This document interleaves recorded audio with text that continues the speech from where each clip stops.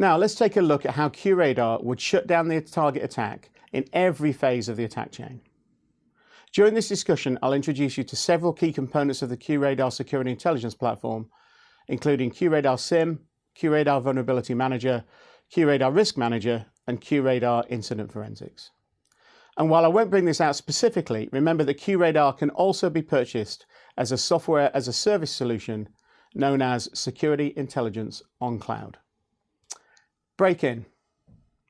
Large companies like Target can require their vendors to comply with their security policies, which could have included remote monitoring of their network as well as security audits. One of Qradar SIM's key capability is the ability to detect unusual network activity. It can learn normal network activity patterns and then alert when something abnormal happens, like an attacker scanning the network. And when this happens, we can notify personnel using a Qradar alert mechanism called an offense. This notification could have tipped off target personnel early, and they could have easily shut down the vendor's link, quashing the attack at the very beginning. Latch on. Qradar Vulnerability Manager scans machines for vulnerabilities, and Qradar SIM can also centralize and prioritize vulnerability data from many third-party sources, including other vulnerability scanners, as well as products like BigFix, AppScan, and Guardian.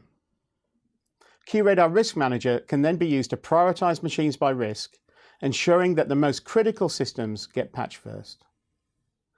If Target had been using Qradar, the business-critical file server and POS systems would have been patched, and configuration errors like default passwords would have been detected and corrected, making latch-on very difficult. Qradar SIM's advanced correlation capabilities would have also detected that the unusual network activity, anti-intrusion and antivirus alarms, and even the attempts to access the Windows file server were all related, enriching the original offense that would have been created in the break-in phase. I can't overemphasize just how important this advantage is to our customers. Think again about the car alarm problem I described earlier. If billions of car alarms and other noise exist, how do you know when a real crime is being committed? You need an automated system that can sort through all of the noise so you can focus on what matters. And that's what Qradar does. Expand.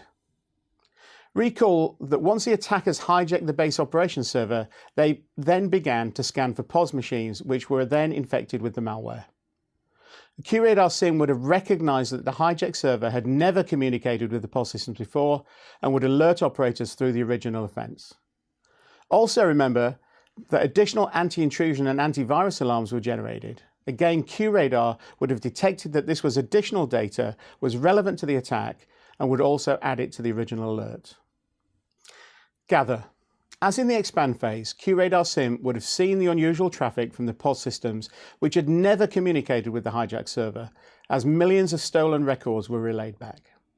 It would also have continued to automatically correlate other alerts, adding even more information to the original Qradar offense.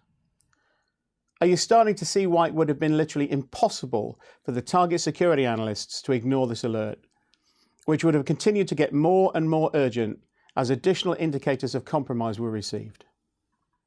Exfiltrate. In the Qradar scenario, the odds of this attack succeeding to this phase would have been extremely low. But assuming it had, Qradar again would have detected unusual network communications, this time between the hijacked server and the machines in Russia.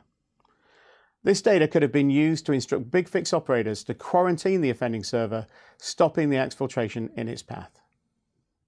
And throughout this attack chain, Qradar's incident forensics capability could have also been used to help identify the attackers, track exactly what they were doing, and possibly even aid in identifying during the attack. All the while supporting law enforcement activities.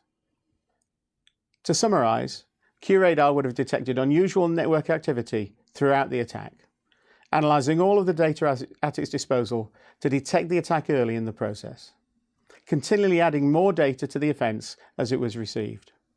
And security personnel would have been able to distinguish exactly what was going on and could have broken the attack chain at many points, stopping the attack long before any data loss.